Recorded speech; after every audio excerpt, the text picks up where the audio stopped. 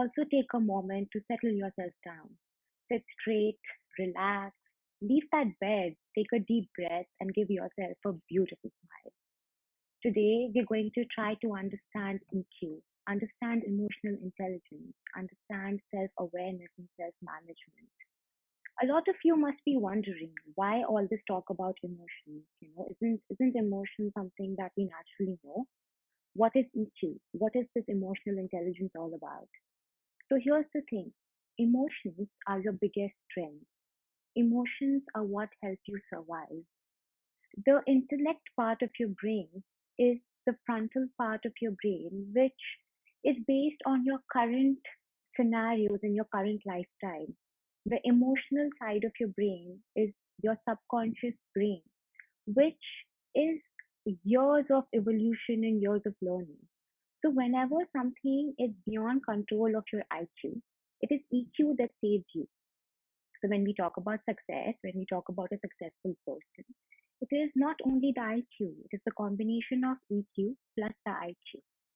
Now, here is an example. How do you deal with pain? How do you deal with pushing for a goal irrespective of failing a lot of times? How are you dealing the situation now? How are you staying at home with everything around you shut and not being able to move out of your house? I'm sure none of you have done this anytime in this lifetime, right? So what I'm trying to say is that every time you develop a certain kind of resilience or willpower that you thought you didn't have, it's all driven by your amygdala, which is the almond shaped part of the brain which handles emotions. So now, can EQ, can emotional intelligence, can. And today we will focus on two aspects of developing emotional intelligence, two aspects of making you smarter, actually, okay? So we'll see self management and self awareness. Starting with self awareness. What is self awareness? Self awareness is being able to understand how I am feeling, right? Once I am able to give a word to how I'm feeling, once I'm able to understand how I'm feeling and why I am feeling that, I come to the next step, which is managing that feeling in such a way that I can accomplish something very, very productive out of it. I'll give you a bunch of examples, right? And as we progress in the talk, you can keep putting your questions and I will create examples out of those. Because it's a shame that we cannot be together. Otherwise, it could have been a more interactive discussion. So through the comments, let's try making it as interactive as possible. So first, first emotion, let's talk about fear and anxiety, right? That is what is spoken about the most right now. So now what is fear? What is anxiety? What is the difference between fear and anxiety?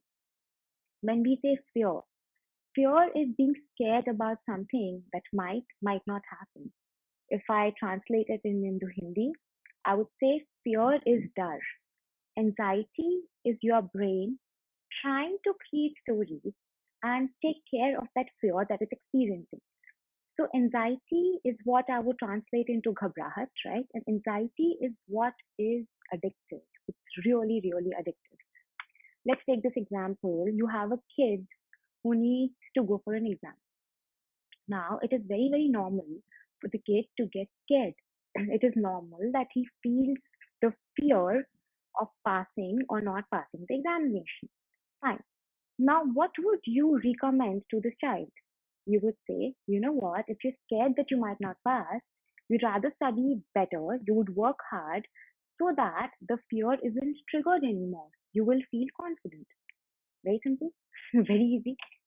That's not how we work. What happens is when we get scared, when the kid gets scared, instead of getting the motivation of working harder, his brain first starts creating stories like, what if I fail? What if I am supposed to repeat this class? What if I lose all my friends? What if my parents get really angry with me? What if nobody talks to me? So there's so many what ifs. It's a spiral. So, like, imagine it like this. There is a fear triggering a story which makes you anxious. That anxiety leads to a greater fear, which again makes you more anxious, and you're stuck in this spiral. The more this spiral grows, the more negative your stories get, to a point that you do not want to go to that examination. Or when the kid goes to that examination, his brain has already decided that I'm not going to pass this examination. Let's put it in a bigger context in life, right? In life, say right now, you're scared of being sick. Okay, it's a genuine fear. I might fall sick. So what do? You do take all precautions that protect you from falling sick, because that is what your brain wants you to do. The brain is triggering fear so that you take precautions to not fall sick. So you do everything required, right? You boost your immunity, you eat healthy, you isolate yourself, quarantine yourself, etc., etc. The other thing is, you might just start thinking, what if I fall sick? What if I fall sick, my family falls sick? What if the family falls sick and this happens? So, you're getting stuck in this what if spiral. Now, the scariest part, again, the fearful part of getting stuck in this what if spiral is, it's very, very difficult to then come out of it. I don't even want to go to how extreme the what if spiral can become if you keep getting trapped into it. But what I'm trying to say here is that once you're trapped in that spiral, you forget what was your worry about in the first place. I come to you and ask you, how are you feeling? And you would say, I am extremely worried. And I would ask you why. And you would say, because there are thousand things to worry about. The worry was as simple as the fear of I might fall sick. Now, the most shocking part of being in this spiral is that once you're here, everything that can change your energy, you repel.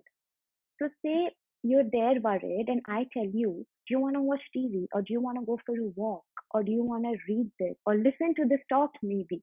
You would say, I am too busy being worried, right? Because the brain wants to keep thinking that. The brain thinks that thinking that is helping it in a lot of ways. Why is this happening? We all have experienced this in some or the other situation. So why? If it sounds so funny to do this, why do we do this? Here's the scientific explanation. The reason we're doing this is because the human brain is adapted or wired to survive in all situations. So, as soon as fear is triggered, it wants to anticipate all things that could go wrong and create cushions for it, prepare you for the worst so that you can think of solutions for the worst. In some situations, you don't realize that you're not thinking of solutions. You're just triggering fear and anxiety. So you need to know where to cut the cord. Fear in itself is not a bad emotion. In fact, none of your emotions are bad emotions. Your emotions are your most powerful tool. It is fear of falling sick that helps you be more cautious. It is fear of not wanting to fail an exam that makes a child work harder. It is fear of financial insecurity that makes you work harder towards your job. Fear is your brain telling you that this is important for you and you should work hard for it. So fear is not bad, right? No emotion is bad. It is bad when you become emotional slaves. It is bad when you don't know how to channelize it. Let me give you another example, okay? What about irritation, right? Irritation and anger. So, irritation is again another sign. It is a trigger to tell you that, look, you are not comfortable with this thing. It is an unpleasant feeling to begin with. What happens is we don't nip that unpleasant feeling in the bud.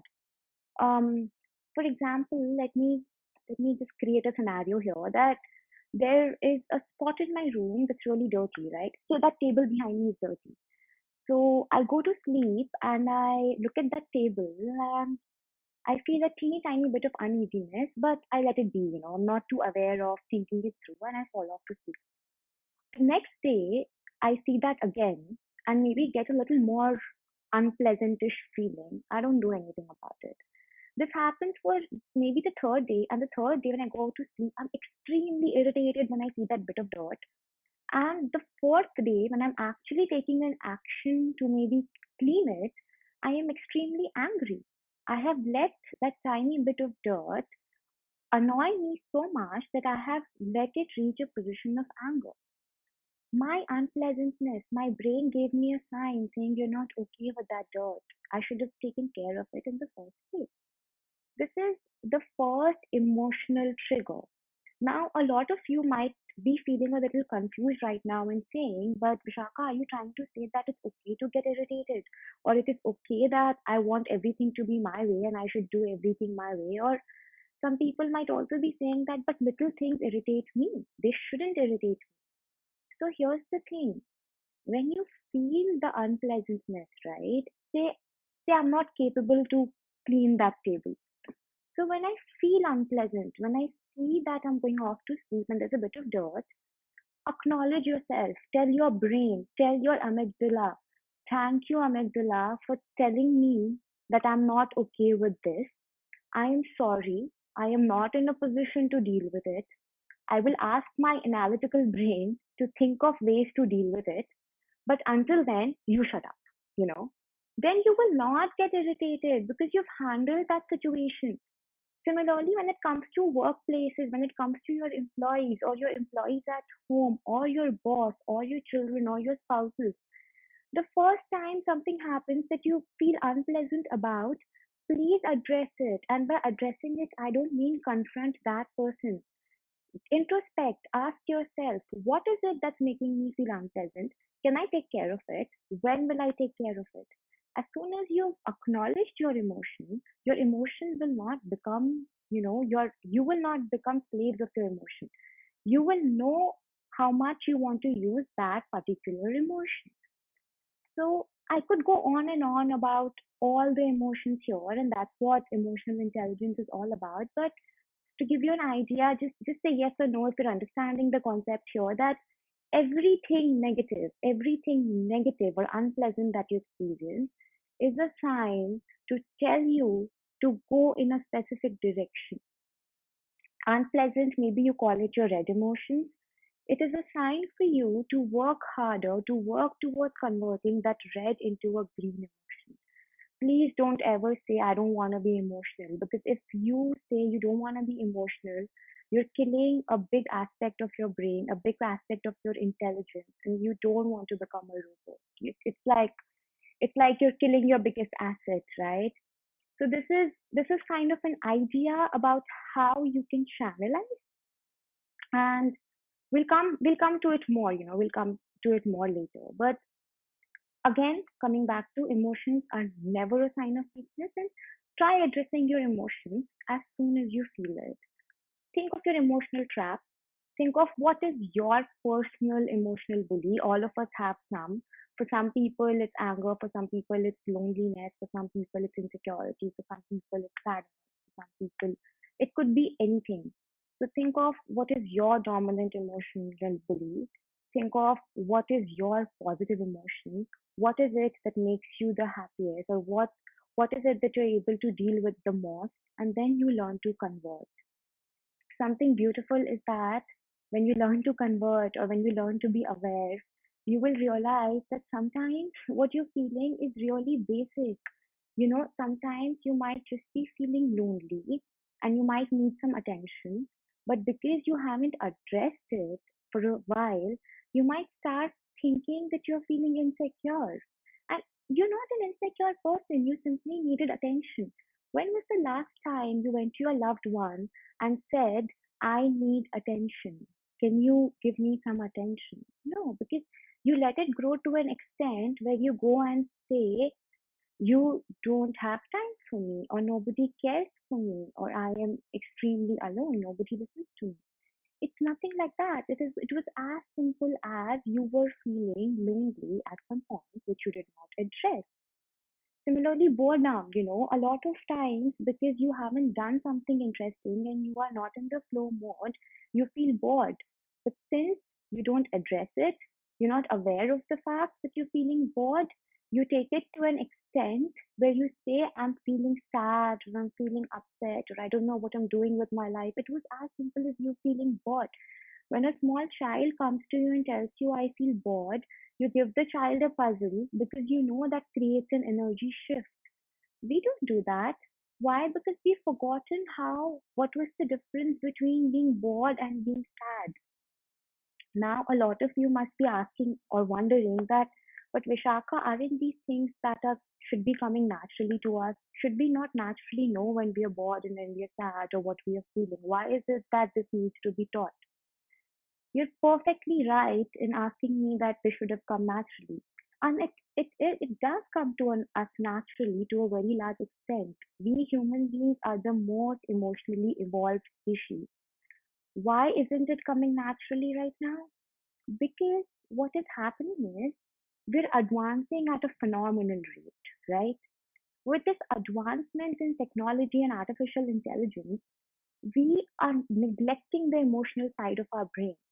Your TV screens, your laptops, your everything around you are big and easy distractions. So what happens is when you feel unpleasant, like a tiny trigger, you have so many distractions to not make you think of it. You might just start listening to, might just start playing a game, whatever your distraction is. It makes it easy to forget that trigger. Say you did not have these distractions. So when you felt unpleasant, you would have to address that feeling because it would keep nagging you. You wouldn't be able to move forward until and unless you did some mindfulness activity or analyzed it and went ahead. This is what we're not doing right now. We are trying to focus on the easy way out, which is just get distracted and move on. And that is why emotional intelligence. That is why I am trying to tell you that come back to thinking, come back to thinking, come back to understanding how you're feeling. Take a break whenever you feel a little unpleasant. I wouldn't say bad, right? Because no emotions are bad. I would say unpleasant. Whenever you feel a little unpleasant, take a step back, detox, and ask yourself, why am I feeling what I am feeling? So, this self awareness or this emotional intelligence is the only way for people to be able to recognize the kind of life they choose to want to have. From being able to choose the subjects in schools, right? Choose your subjects in schools, to choosing your career, to big things like choosing your life partner or the kind of house you want to live in.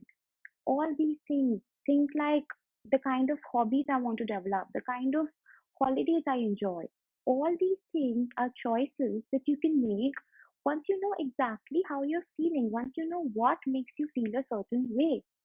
So we always say, once you know, you can recognize.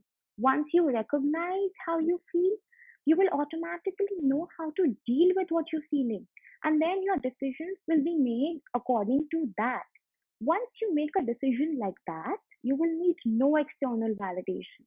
Once you need no external validation, you're empowered. You're empowered for life. And that is what creates a strong, independent society, because everybody is doing what they think is the best possible decision for them to lead a happy, healthy life. Now, some of you might ask, or the next thing that I would really want to talk about is that this theoretically sounds easy, but is it easy to implement it? Implementation is another thing. So the first step in implementing emotional intelligence, and that's what we can cover in half an hour, is that learn how to be mindful. Learn how or what makes you think. This could be as simple as sitting alone with a journal. You could use you could use a mood graph that you can find on the app store. I will put a link. I will put a link of the mood graph below. So you could possibly use a mood graph. You could use things like observe everything that you're feeling on a daily basis. We also have some management techniques that really help, which is that before before you start a task and you already feel that I might not do well in this task, when you're already feeling that kind of jittery thing or that kind of discomfort, please try to give it a name. Just because you don't have a name, you don't know how you're feeling. Another fun fact, okay, another fun fact about emotions is that emotions are extremely infectious. So tell me this, when was the last time you went to a supermarket where you had limited time and you didn't care about, you know, you being late or you had nothing else to do later. But because people around you were irritated, you ended up getting irritated as well without realizing that, you have nothing better to do. So that is how infectious negative emotions are. But similarly, positive emotions are equally infectious. So try this. Next time you feel sad and you can't do anything about it, just smile it off. Go to a public place or, home, workplace, whatever, smile. Pretend to be happy. What will happen is you pretending to be happy will make people around you happy, and people around you being happy will then make you happy. So that is how infectious emotions are. So there was this experiment done in the US where, you know, there was the busiest route of the bus drivers, and most bus drivers in that route were extremely irritated and grumpy, and it was people who go to work. So people were also always stressed and irritated people. There was this one bus driver who was told to play really fun music and along the way make the ride interesting by saying some humorous news or just keeping the audience engaged. Because this person was so happy and said what he said with so much of happiness, nobody found it silly. Everybody who took that bus enjoyed the ride. And this was an experiment to check if it would come across as silly or if it would actually make people happy. And we saw that the emotions were infectious. So, this is a very fun management tip. Every time you don't know how to handle something, just fake being able to handle it. As we say, fake it till you make it, right? Fake it till you make it. So try that. That's the easiest management technique that I can give you. And again, when it comes to other emotions, like when we talk about insecurity or when we talk about something like fear, anxiety, again, how we discussed earlier, these emotions also sometimes have really easy management techniques, which are just acknowledge them, tell them thank you for being there, I will take care of you, and move ahead. Emotional intelligence is what eventually will help you become so empowered that your unpleasant negative emotions will not reach a point where you feel anger.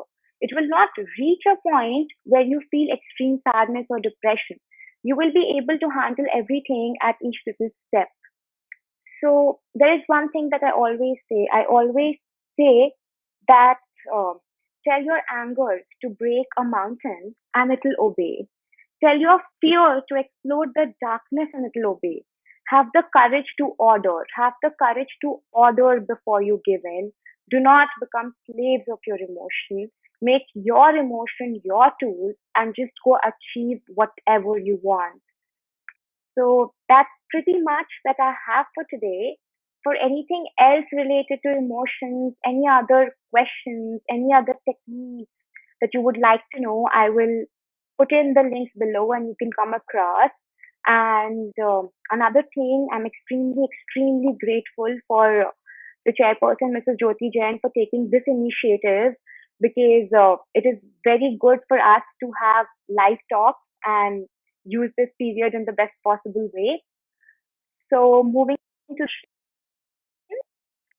let's see. Um, Somebody has asked me about how the media triggers us to be in the fear and anxiety trap. Like we start questioning everything that is happening and try to find solutions to everything that is not in your control, then yes, it does make people get trapped in that cycle. So sometimes that's what people do. Sometimes, even in this situation, some people say that, I do not want to know because it helps them stay more positive and just handle themselves. It's only when you can handle yourself that you can help anybody around you. So that's an interesting one. And otherwise,